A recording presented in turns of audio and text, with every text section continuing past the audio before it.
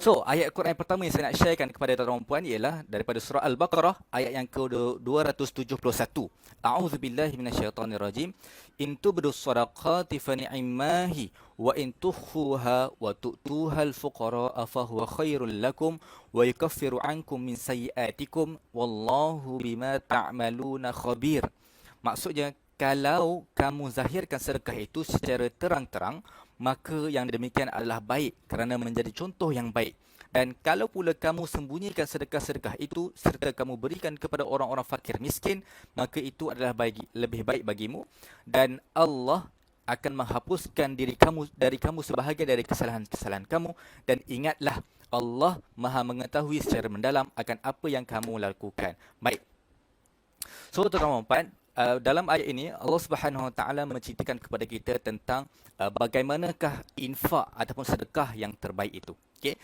Pada bahagian pertama Allah kata apa? Allah kata sedekah yang zahir itu, sedekah yang secara terang-terangan itu adalah baik bagi kamu, kan? Adalah baik bagi kamu. Saya ambil dulu part yang pertama ni. Okey.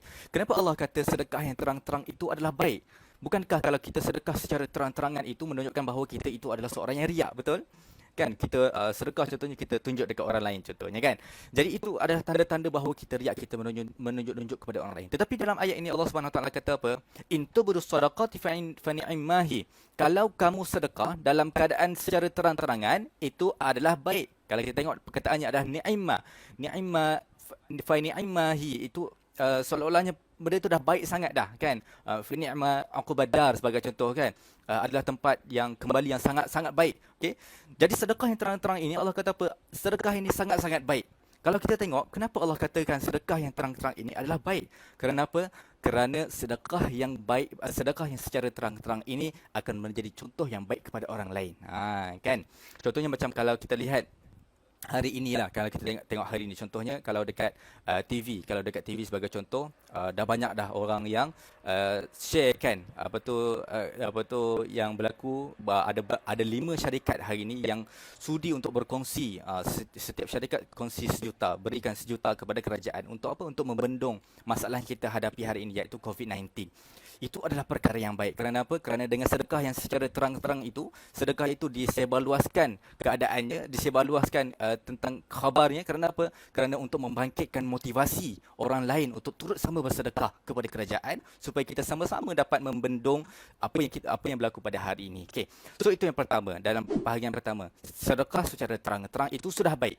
Tetapi wa in tukhfuha wa tu'tuha al-fuqara fa huwa khairun lakum.